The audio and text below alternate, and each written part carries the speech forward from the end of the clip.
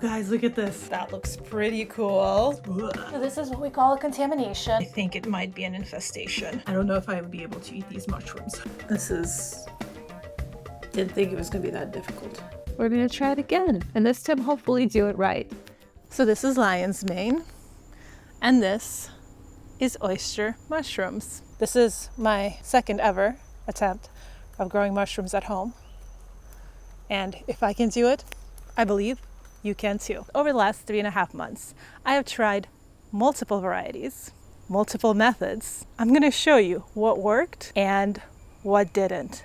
And most importantly, I'm gonna share with you which varieties are best suited for Florida's hot and humid climate. Let's get started. For my first experiment, I decided to try growing oyster mushrooms. Because they can be grown on a variety of surfaces, it makes them an excellent beginner-friendly mushroom to grow at home. When it comes to growing food at home, I'm a big fan of using whatever I have available. So for my substrate, I chose to use coffee grounds and cardboard. And then I got a pack of gourmet mushrooms from our local supermarket to use as a starter. The key to this method is to use freshly brewed coffee grounds and to layer them between pieces of wet cardboard, kind of like you would if you were making a lasagna. For this, I made sure to use cardboard that was ink-free because even though toxic inks have been outlawed for quite some time, it's better to be on the safe side. And then to inoculate the substrate, I used my golden yellow store-bought oyster mushroom. I cut off the bottom, which is where the mycelium is, and I just layered it on top of my substrate, put the lid on it very loosely so I could still have some air exchange, and I placed it in the closet to incubate for a couple weeks. We'll check back on that later. Now, this next method is a little bit more tried and tested. In fact, it is most commonly used by commercial growers. Now, you don't need a lot of space to use it. In fact, you can grow mushrooms in this way in your closet. So to start, you're going to need some grains. You can use a variety of whole grains, such as rye, wheat, popcorn, birdseed, and even brown rice. I have been growing my own wheat, so I will be using that. Over the next 2 minutes, I'm going to show you how I prep my grains for inoculation by using a pressure canner sterilization method. You can skip this step and make your life a lot easier by buying already sterilized jars of grain with self-healing ports, and I'll link one of my favorite suppliers down below, as well as put in a timestamp so you can go ahead and skip this step if you want to. After spending an afternoon manually thrashing wheat, we ended up with about half a cup full. Luckily, I had some wheat berries from a previous experiment that I could use. Now that I had my wheat berries, it was time to soften them up by soaking them in cold water for 12 to 24 hours. To further make it more appealing to the fungus, I ended up simmering them for 10 to 20 minutes. You want your grains to be moist but not wet. So after draining off the hot water, I allowed my grains to sit out for about half an hour to allow the excess moisture to evaporate. So now that our grain is cooked and hydrated, we are going to sterilize it. And this is perhaps the most important step. I'm using pint-sized canning jars with lids.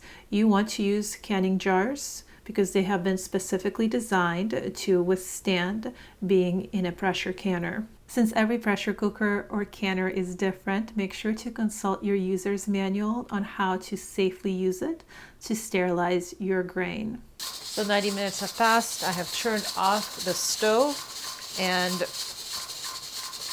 now we just have to wait for the pressure to go down. When growing mushrooms at home, the most important thing you need to remember is cleanliness. In fact, this is a great hobby if you are obsessive, because not only will it prove to you that the invisible germs are real, it will confirm that your entire house and body are covered in them. I'm spraying everything down with alcohol.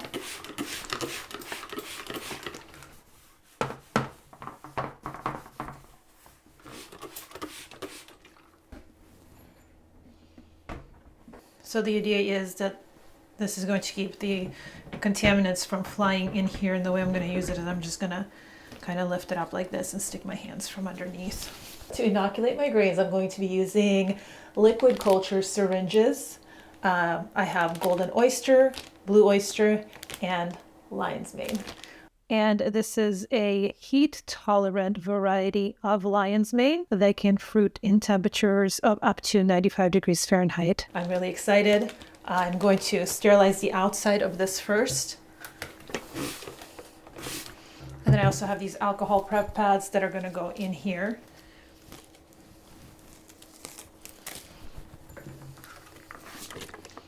So I want to make sure that everything is set up and ready for me to come in and just knock them up as fast as I can, because once I start moving around, moving the air around, I'm creating potential for contamination. And all of this obsessive cleaning can be avoided if you just use grain jars with self-healing ports.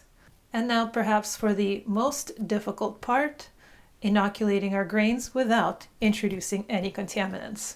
So I have to work fast, and I have to be precise. After bringing the grain jar into my still air box, I carefully open the lid and squirt about 2 cc's of liquid culture into each jar. And just for fun, I also sterilized some coffee and cardboard jars. So I'm going to inoculate them and see what happens. And then I just place my jars in a cool, dark place to incubate. You want to make sure to check that your lids aren't on too tight to allow air exchange, because mushrooms do need oxygen to breathe. It's been a week since I inoculated my grains. Let's open up the closet and see what's going on.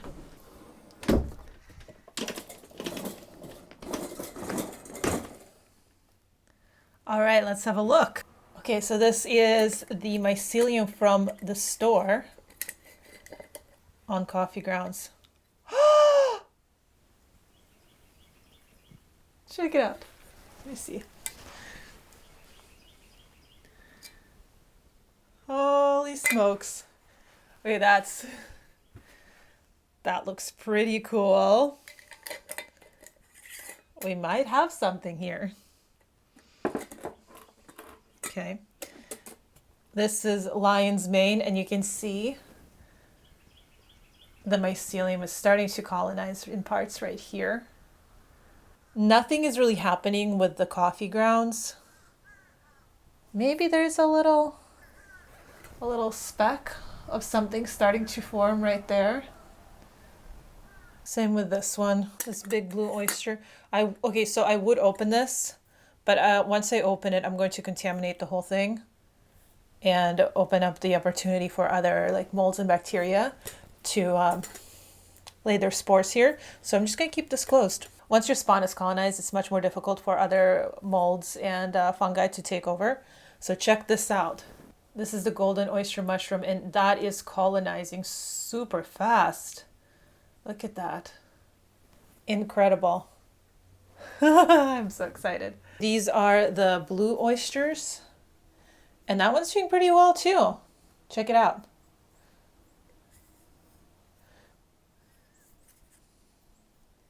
Very cool. So the grains are doing great. The coffee is taking a little bit longer. We'll put those back to colonize further and check back in a week. Look at that beautiful mycelium. Whoa. Incredible. Oh, how pretty. Look. Golden oysters. Wow, it's fully colonized. It's fully colonized, which means I need to get my spawn substrate ready. Gotta get our substrate ready. Okay. Okay, the lion's mane is a little bit slower to colonize. But it is colonizing, so you can see here. Look how pretty. Okay, so this is the coffee mushroom. It is colonizing. Check it out. Right there. Check it out, you see? And it's very wispy. So the inoculated coffee is not really doing much. I mean, it could still be doing something, we just can't see it. Oh, yeah. Okay, this is the golden mushroom. You can see right here and right here, It is spawning. Wow.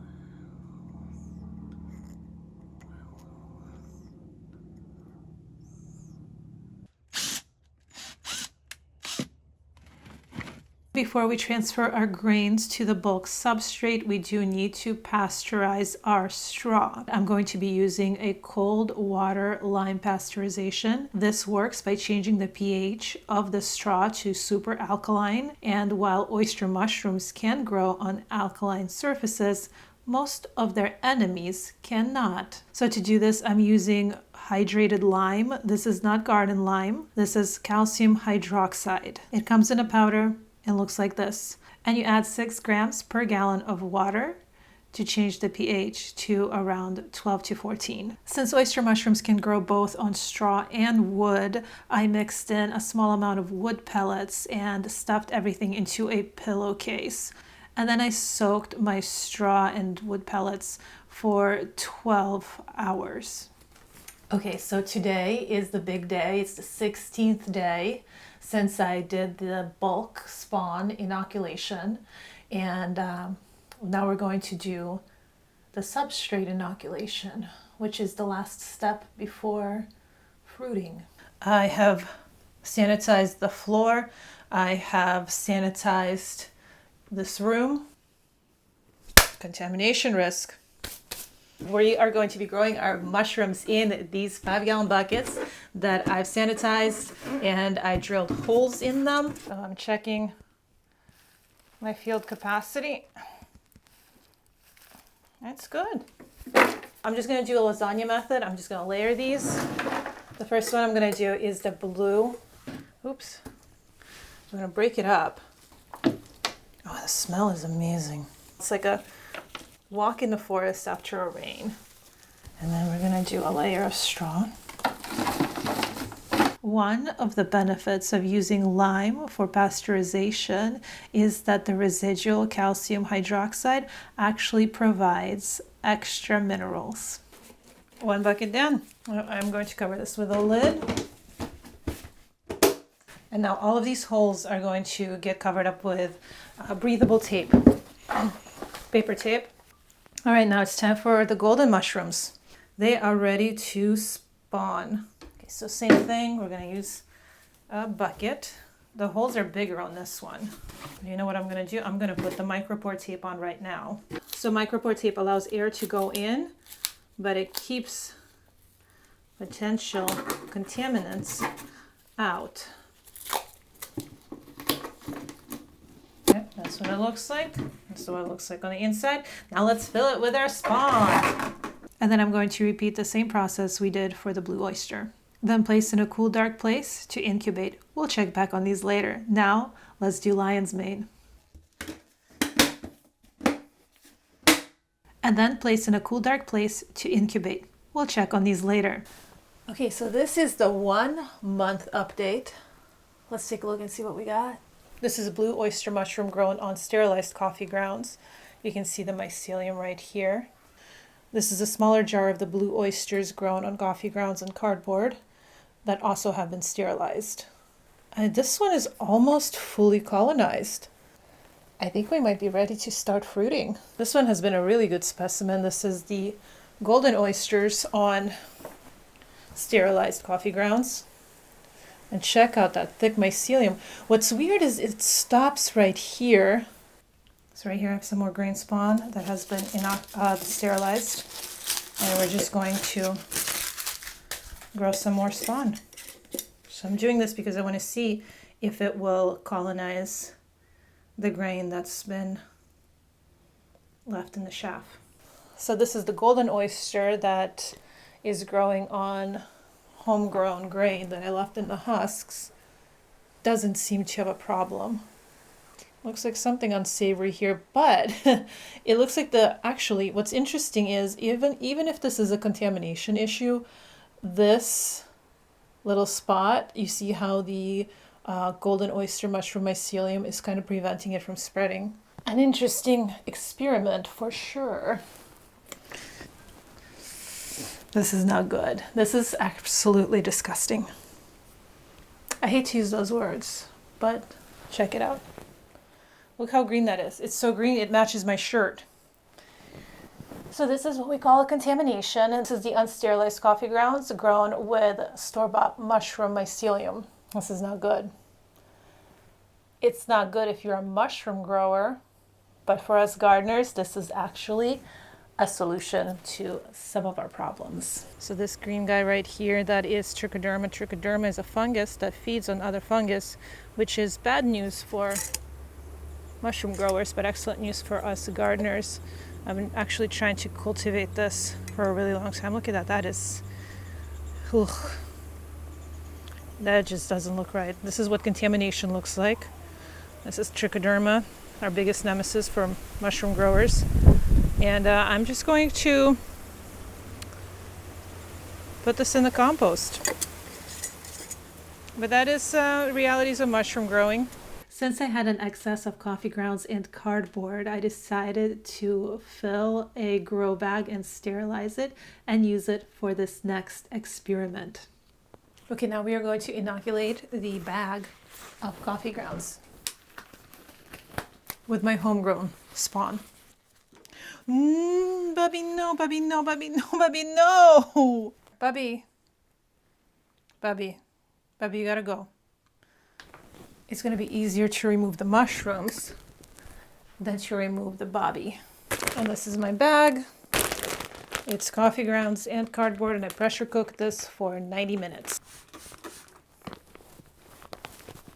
The key is you got to work fast. Just going to throw this in here, layer it.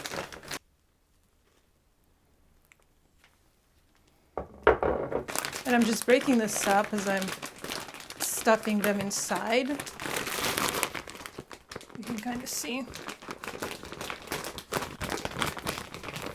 Epithelial networks. And now we can seal it up again. And this is what it looks like. There we go. It's been about 10 days since I transferred my spawn onto the... Oh... Well, that is horrifying. What is going on? It looks like the grains have sprouted. It looks like this one got contaminated with gray mold, and I don't really feel comfortable fruiting it. It kind of stalled out at this colonization. And the biggest clue, like the gray mold, at first I couldn't see it, but the giveaway is the smell, because it smells very mildewy. So some bad news today. It's been 3 weeks since I transferred the spawn to the substrate. And as I was checking out the buckets to see if they're ready to start fruiting, I noticed there were fruit flies coming out of one of the holes. And I decided to open the bucket. And that's where I found that it's been contaminated. I heard that you can use a blowtorch to get rid of some of the contamination, but then the more that I peeled off the micropore tape, the more I realized that the contamination has spread way out of control. You can see the fruit flies right there, stuck to the micropore tape, so they got in through one of these holes. I'm still an optimist, so I'm gonna leave this here, open it up. Well, it really spread. Those fruit flies really did a number on this. I'll tuck it away over there and hope for a miracle. Oh, that is disgusting. I think these are the fruit fly babies. I'm gonna try to pop them. They're everywhere. Ugh. I don't know if I would be able to eat these mushrooms. I am outside with not so good news. It's been just shy of 2 months since I started this project. This is the coffee and cardboard bag with the golden mushroom mycelium. And I was really hopeful for this bag. Even after it got infested with baby fruit flies, I squished every single one of them by hand, hoping to save this grow. And today, when I noticed that it was finally fully colonized, I thought, wow, maybe it's time to get it fruiting. So I brought it outside, and that's when I noticed this, our old friend Trichoderma. It's really unfortunate. So I'm still going to attempt to fruit it, although I am still very apprehensive about eating these considering everything that they touched. But it would be cool. Oops, made the hole too big. All right, I'm going to put this in the hobbit hole, and we'll hope for the best.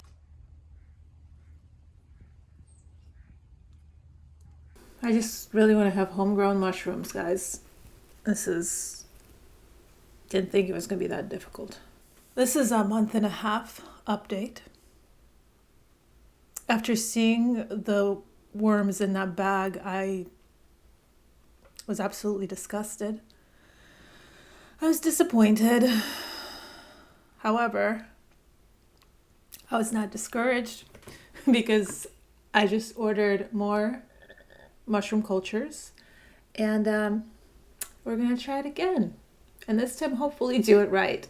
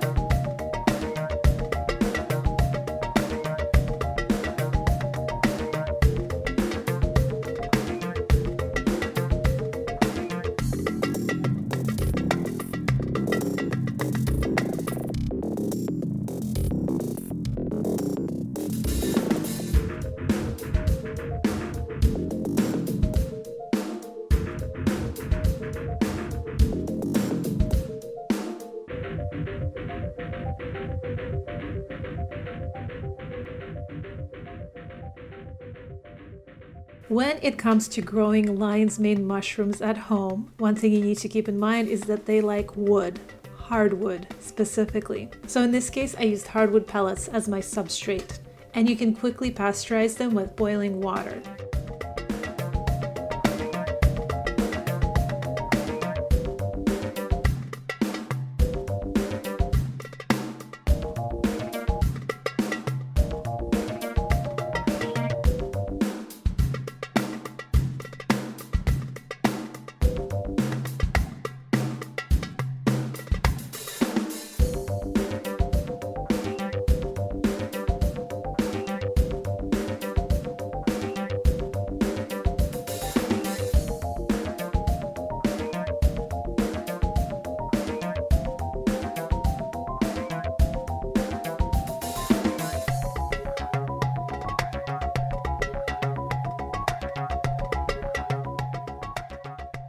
I'm outside right now. It has rained. It's perfectly humid.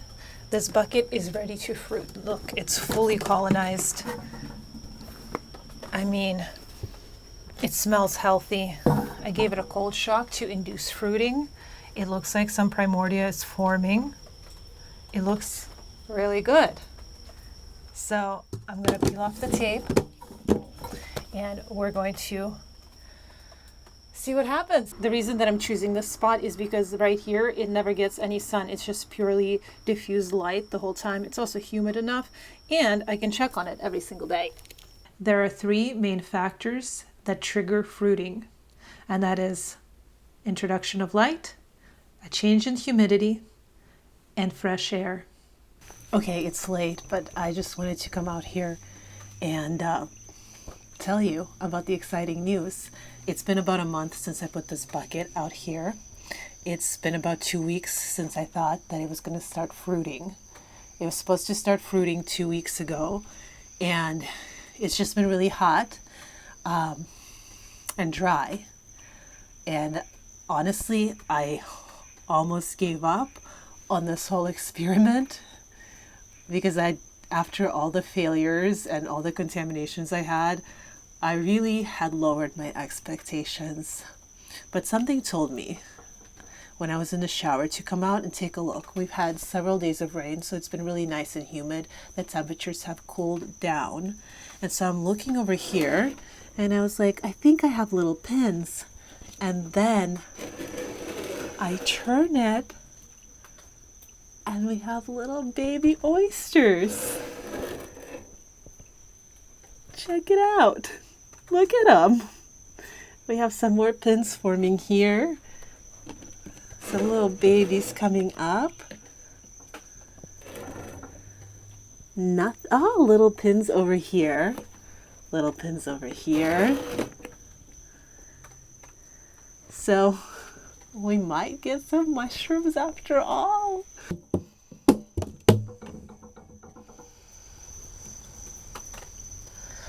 There are baby pins in there too. Oh yes, yes, yes, yes. Those are definitely pins. Success.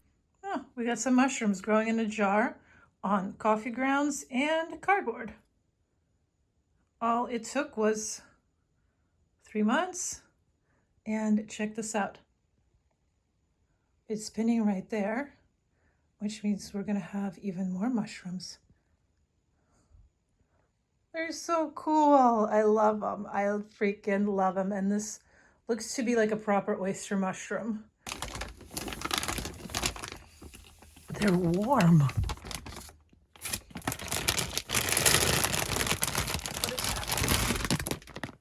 Are these fruiting?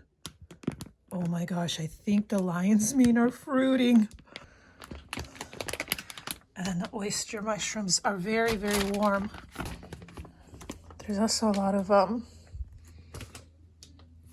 what is this called? Mycelial pea. So let's give them a little bit more oxygen. I'm just gonna poke a little hole for them to breathe through and grow through. And look at this. They're starting to fruit. Holy smokes. It's been a month. That was fast. Okay, so I'm looking at this. We have a lot of metabolites here. I'm gonna try to drain them. It looks like some of the grains have sprouted, but the mushrooms don't care. This is a much better success rate than the first time. Check this out. They want to go into the air filter. I am just amazed at how fast this colonized and started to fruit. With the blue oyster, it took forever. I just transferred these 10, 20 days ago. If I were to try growing these outside in Florida, I would definitely try with the pink oyster mushrooms and the heat tolerant lion's mane. All right, let's put these outside.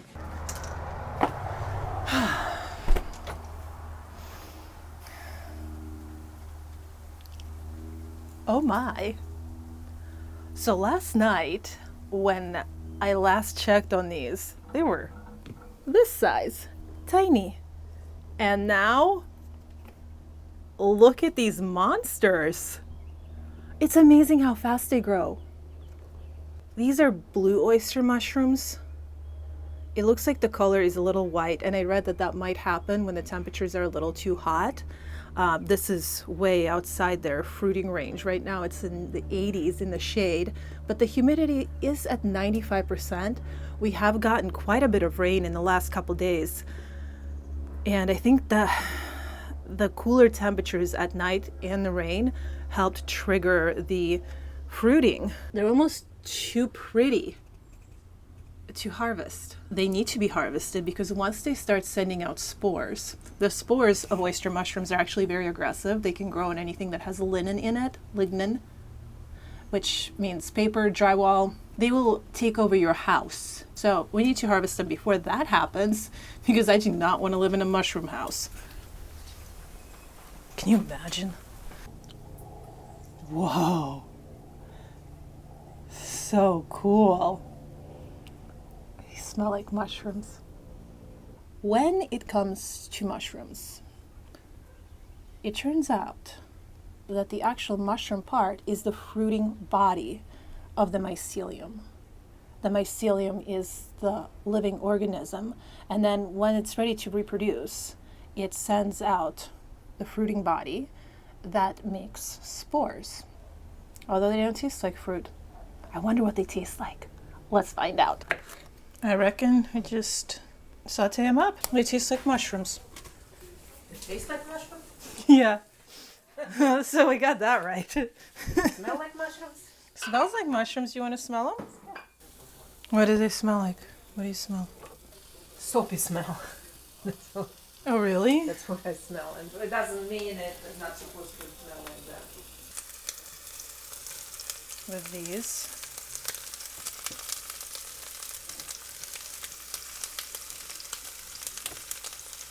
Let's throw some garlic in there.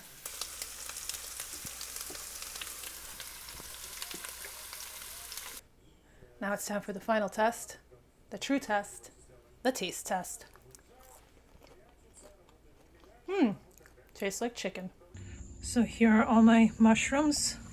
I just put all of these out here. This is the lion's mane, another lion's mane, and look at how much they have grown in just 24 hours. So instead of cutting the tops off, because I think that would dry the substrate out too much, I just cut these big holes so it can maintain the humidity. These are the pink oyster mushrooms. This one looks like it's about to burst through the air filter. This is second pink oyster. After my first failure, I got a little overzealous. I guess that's not a bad problem to have. Okay, it is Saturday. So it's been several days. Let's see how the mushrooms are doing. The oysters are really taking off.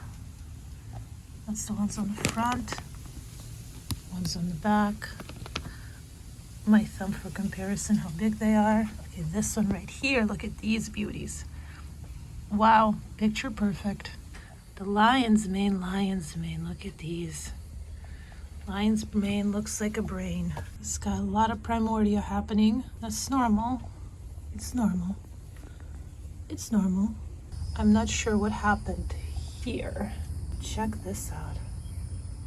Absolutely gorgeous. I just looked into it and I found out that when the lion's mane starts to turn brown, it means that it's either drying out or it's past its prime. So let's harvest this bit because this one looks really good.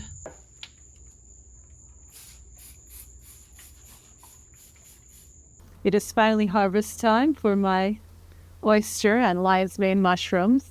So right over here I have the pink oyster mushrooms. This one did extremely well in our Florida climate, even when we had days of unbearable heat and no rain. The blue oyster mushroom does really well when it rains. However, it is a little bit too hot for it here. I would still consider growing them, but maybe I would start them around September, October, as the temperatures cool off, but we still have that humidity. Moving forward, I would not have sliced the bag open like I did. I would have just punctured holes to help the mushrooms detach from the mycelium a lot easier. Now it's time for the oyster mushrooms. These are so pretty. This one is probably the best. Look at this. That is an absolute unit. It's very rare in homegrown setups to get the lion's mane hair. None of my other mushrooms got characteristic lion's mane hairs. They kept drying out before the mushroom would get to that point. And I wonder if that was because it was so hot and dry, since over the last couple days we did have a bunch of rain. So from my research and experience, I've gathered that lion's mane mushrooms like to grow on vertical surfaces, just like they would in nature. The other bags I had, they were growing from the top, and I really should have just removed those fruiting bodies and made a puncture in the bag to allow it to grow on the side. The key to harvesting is you gotta grab and twist. I'm so nervous.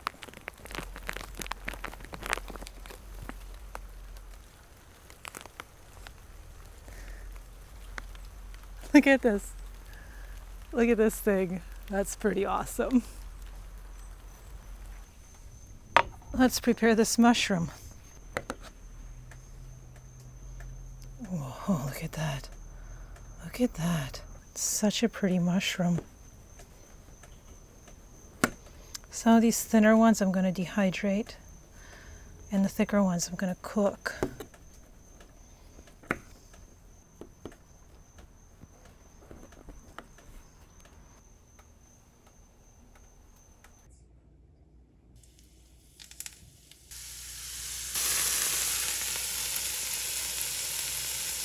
So this is the presentation. We have a little mixed green salad with peppers from the garden. All right, let's try it.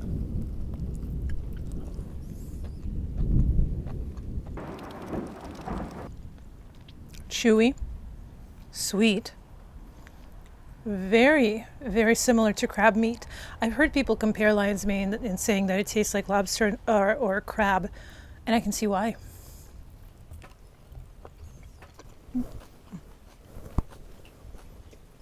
So you might be wondering, what do I do with my mushroom substrate after I've harvested my mushrooms? You could try to get a second flush and even a third one. However, I like to give a little bit back to the earth from which the mushrooms came from, so I'm going to bury them in compost. You can also just bury it in your backyard.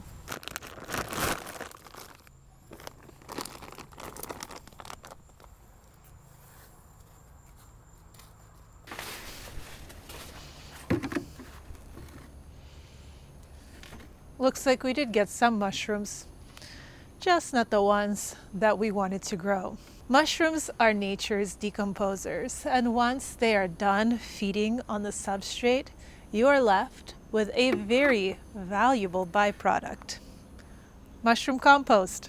And if you're wondering about the alkalinity of the lime pasteurized substrate, the mushroom mycelium actually neutralizes a lot of it. So as you can see, growing mushrooms as a beginner is pretty easy. It just takes a little bit of determination and know-how. Hopefully this was informative. I'll link down below some resources where you can find things such as already sterilized grain. So check it out, and I'll see you in the next one. Bye-bye.